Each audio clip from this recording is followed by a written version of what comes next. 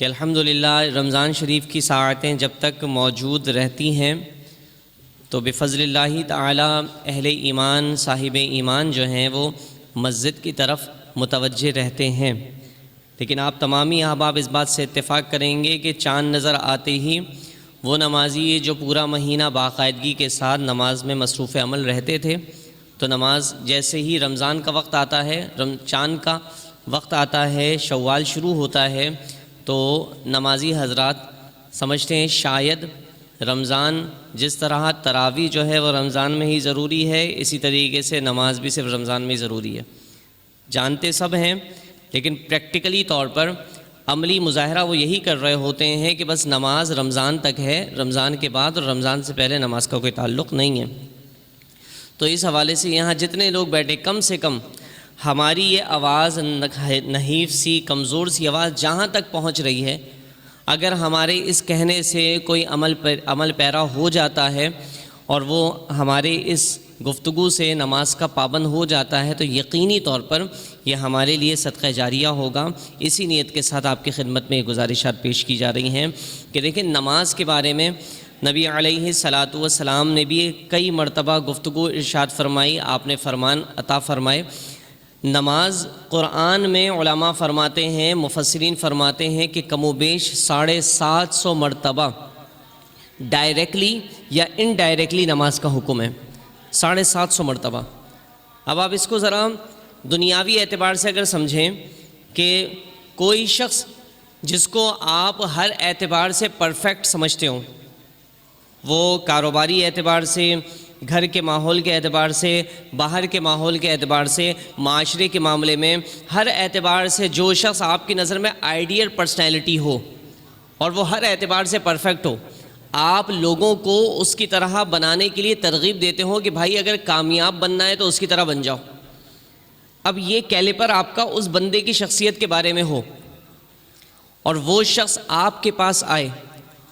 اور آ کر کہے کہ یار یہ کام کرو،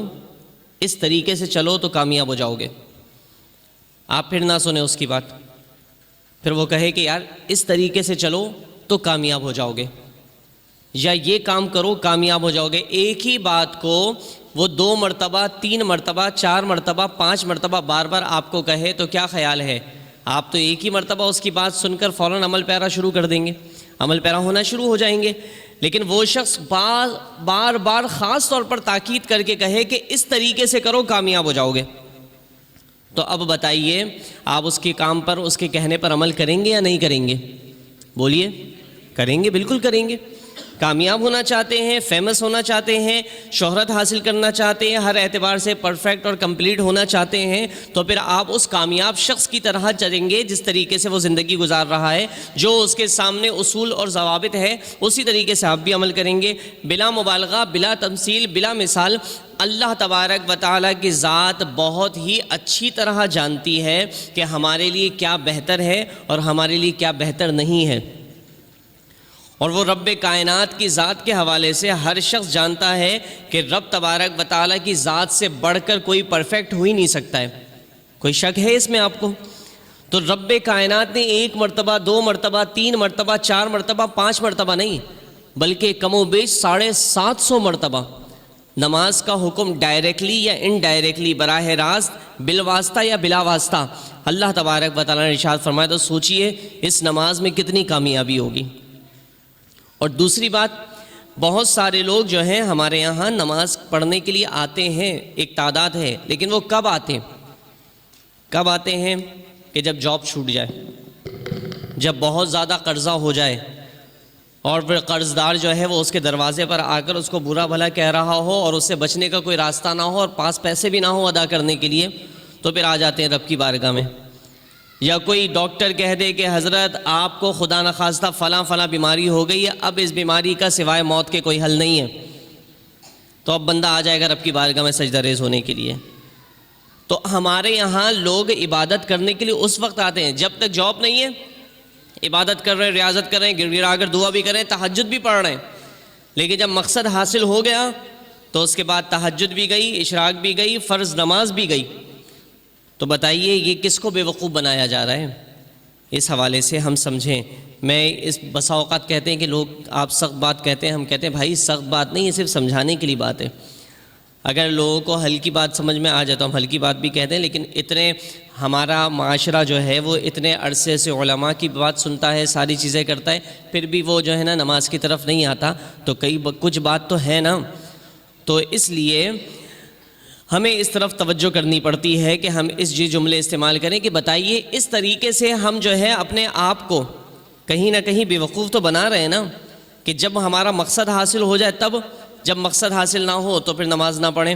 نماز میں فوائد ضرور ہیں، میں بھی آپ کی خدمت میں اگر اس کی فضیلت بیان کروں، حضور علیہ الصلوۃ والسلام کا فرمان ہے کہ جو بندہ، آج ہمارے یہاں کئی مسائل ہیں نا، کئی مسائل میں درپیش ہیں ہم. مثال کے طور پر سب سے بڑا مسئلہ ہمارے یہاں کیا ہے؟ فائنینشلی مسئلہ، کاروباری مسئلہ، رزق کا مسئلہ، ذریعہ معاش، یہ بہت بڑا مسئلہ ہے. اس کے بعد چلے آپ کو اگر پیسہ دے دیا جائے، نوٹ دے دیا جائے، مال دے دیا جائے، خزانہ بھی دے دیا جائے، تو پھر آپ کے کیا سارے مسائل ختم ہو جائیں گے؟ پھر کہتے ہیں نہیں ایک اور چیز ہے. وہ کیا ہے کہ پیسہ تو بہت ہے لیکن مجھے جو ہے نا خوبصورت اور حسین نظر آنا چاہیے. میں چاہتا ہوں کہ میں اچھا دکھوں، خوبصورت دکھوں، ہینڈسم، اسمارٹ دکھوں. اچھا چلیں آپ کو بہت حسن دے دیا، بہت خوبصورت بنا دیا، پھر کہا کہ یار مسئلہ یہ ہے کہ حسن بھی مل گیا، پیسہ بھی مل گیا، لیکن جب گھر جاتا ہوں گھر میں پھڈے فساد ہو رہے ہوتے ہیں، نا چاکیاں ہی ختم نہیں ہوتی، نا اتفاقیاں ہی ختم نہیں ہوتی. چلیے جناب آپ کو نا اتفاقی دے دی، نا اتفاقی بھی ختم کر دی، نا چاکیاں بھی ختم کر دی، گھر کے ماحول کو سازگار بھی بنا دیا، تو کہتے ہیں کہ ایک اور مسئلہ، سب کچھ اچھا ہے لیکن پتہ نہیں کیا ہے، ڈپریشن کا مرض ہے کہ ختم ہی نہیں ہوتا، ذہنی سکون ہی نہیں ملتا ہے. چلیے جناب آپ کو ذہنی سکون بھی دے دیا، سب کچھ دے دیا، اس کے بعد اب تو مسئلہ حل ہونا چاہیے. کہانی ایک اور ہے، ہزاروں خواہشیں ایسی کہ ہر خواہش پہ دم نکلے، بڑے نکلے میرے ارماں مگر پھر بھی کم نکلے. تو بات یہ ہے کہ ایک اور ہے، وہ یہ ہے کہ میں چاہتا یہ ہوں کہ لوگ میری طرف مائل ہوتے آئیں، میری طرف کھنچتے چلے آئیں، ایٹریکشن اور کشش ہونی چاہیے. تو چلیے جناب یہ ساری جو 5 چیزیں جو خصوصیات آپ نے عطا فرمائی ہیں، اگر آپ نماز میں دیکھیں تو اللہ نے نماز میں ساری چیزیں عطا فرمائی ہیں. اللہ کے محبوب علیہ الصلوۃ والسلام کا فرمان، جو شخص فجر کی نماز باجماعت ادا کرتا ہے وقت کی پابندی کے ساتھ، اللہ تبارک و تعالی غیب کے خزانوں سے اس کے روزگار کا انتظام فرما دیتا ہے. جو ظہر کی نماز ادا کرتا ہے تو اللہ تبارک و تعالی، حسین ہونا چاہتے ہو نا، فرمایا جو ظہر کی نماز ادا کرتا ہے اللہ اس کے چہرے پر نور کے 70 دروازوں کو گشادہ فرما دیتا ہے. جو عصر کی نماز پڑھتا ہے اللہ تبارک و تعالی اس کے گھر کے ماحول کو سازگار فرما دیتا ہے. جو مغرب کی نماز ادا فرماتا ہے اللہ تبارک و تعالی اس کے ذہن کو اور اس کے قلب کو سکون عطا فرماتا ہے، ڈپریشن کے مرض سے نجات عطا فرما دیتا ہے. اور پھر جو شخص عشاء کی نماز پڑھتا ہے اللہ تبارک و تعالی اس کے اندر ایسی ایٹریکشن اور کشش پیدا فرماتا ہے کہ جو اس کو دیکھتا ہے اس کی طرف کھنچتا ہوا چلا آتا ہے. تو اس بات کو سمجھے نا. لیکن پھر میں یہ عرض کروں، اپنا مطلب حاصل کرنے کے لیے نماز نہ پڑھیں، اس لیے نہیں کہ آپ حسین ہو جائیں گے، اس لیے نہیں کہ پیسہ آ جائے گا، اس لیے نہیں کہ ڈپریشن سے نجات مل جائے گی، اس لیے نہیں کہ گھر کا ماحول اچھا ہو جائے گا، اس لیے بھی نہیں کہ آپ کے اندر ایٹریکشن، کشش اور کھنچاوٹ پیدا ہو جائے گی. یہ تمام صورتیں تو مل ہی جائیں گی، لیکن اس لیے نماز پڑھیں کہ اللہ تبارک و تعالی نے ہم سب نماز فرض فرمائی ہے، ہم پر نماز فرض فرمائی ہے. حضرت علی رضی اللہ تعالیٰ عنہ سے کسی نے پوچھا کہ حضرت یہ بتائیے کہ آپ کو اگر 2 رکعت نماز نفل، 2 آپشن دیے جائیں نا، 2 رکعت نماز نفل پڑھنے کے اور اس کے مقابلے میں جنت میں داخل ہونے کے، تو آپ بتائیے آپ کی سلیکشن کیا ہوگی؟ ہم جیسا کوئی ہوتا تو ہم کہتے ہیں حضرت ساری زندگی عبادت اور ریاضت اور رب کی اطاعت و فرما برداری کیوں کی ہے؟ اسی لیے کہ جنت مل جائے، تو ہم تو جنت میں جائیں گے. لیکن حضرت علی، بڑوں کی باتیں بڑی ہوتی ہیں، آپ نے کہا کہ میں 2 رکعت نماز نفل پڑھنے کو پسند کروں گا جنت کے مقابلے میں. پوچھا کہ بھئی اس کی کیا وجہ ہے؟ ساری دنیا تو اللہ کی عبادت اس لیے کرتی ہے کہ جنت مل جائے، آپ جنت کے مقابلے میں 2 رکعت نماز نفل؟ سنیے، نصیحت آمیز جملہ سماعت کیجئے. آپ نے فرمایا کہ اگر جنت میں جاؤں گا تو میں راضی ہو جاؤں گا، لیکن 2 رکعت نماز نفل پڑھوں گا تو جنت کا جو مالک ہے وہ راضی ہو جائے گا، یعنی کہ رب کائنات راضی ہو گیا تو جنت اللہ خود بخود عطا فرما دے گا. تو یہ بتانا مقصد ہے کہ جب آپ چاہتے ہیں ساری چیزیں تو یہ لالچ کی وجہ سے نمازیں نہ پڑھیں، لالچ کی وجہ سے عبادتیں نہ کریں، کسی مقصد کو حاصل کرنے کی نیت سے، دنیاوی مقصد کو حاصل کرنے کی نیت سے نماز نہ پڑھیں، بلکہ اللہ تبارک و تعالیٰ کو راضی کرنے کی نیت سے نماز پڑھیں۔ جب مقصد رب کی رضا ہوگی نا تو پھر جاب رہے یا نہ رہے نماز جاری رہے گی، پیسہ ہو یا نہ ہو نماز جاری رہے گی، بیماری آئے یا بیماری جائے نماز جاری رہے گی، گھر کا ماحول اچھا رہے یا گھر کا ماحول برا رہے نماز جاری رہے گی، قرض کتنا ہو یا بندہ دوسروں کے اوپر ایسا ہو کہ دوسروں پر احسان کرنے والا ہو تو پھر بھی نماز جاری رہے گی، غریبی ہو یا امیری ہو نماز جاری رہے گی۔ کیوں؟ کیونکہ آپ کی رضا، آپ کا مقصد جو ہے وہ کوئی خاص نہیں تھا بلکہ اللہ تبارک و تعالیٰ کی رضا تھی۔ تو رب کی رضا حاصل کرنے کے لیے جب بندہ نماز پڑھے تو اس کو اس کا پتہ ہوتا ہے کہ رب تب راضی رہے گا جب ساری زندگی نماز پڑھی جائے گی، جب تک سانس ہے، جب تک دم ہے، جب تک زندگی ہے تب تک نماز جاری رہے گی۔ کیوں؟ کیونکہ رب تبارک و تعالیٰ کی رضا اسی میں ہے کہ ساری زندگی نماز پڑھی جائے۔ تو جب یہ رب کی رضا مقصد ہوگی نا تو انشاءاللہ بندہ پھر اس کا فوکس ہی یہی ہوگا کہ اللہ کو راضی کرنا ہے، تو ہر وہ کام نماز کے ساتھ ساتھ کرنے سے بچے گا، نماز کو پڑھنے کے علاوہ دیگر گناہوں سے بچے گا کہ جس سے اللہ تبارک و تعالیٰ ناراض ہوتا ہے۔ تو ان طرف توجہ کریں۔ آخر میں رمضان شریف چلا جائے گا، ظاہر سی بات ہے ممکن ہے، امید تو یہی اللہ کی رحمت سے قوی امید ہے کہ انشاءاللہ ہمیں کل کا روزہ بھی ملے گا، کل کا روزہ ملے گا انشاءاللہ۔ تو آج نہیں تو کل کا روزہ تو یقینی طور پر آخری ہے نا، اس کے بعد کم سے کم یہاں جتنے لوگ بیٹھے ہیں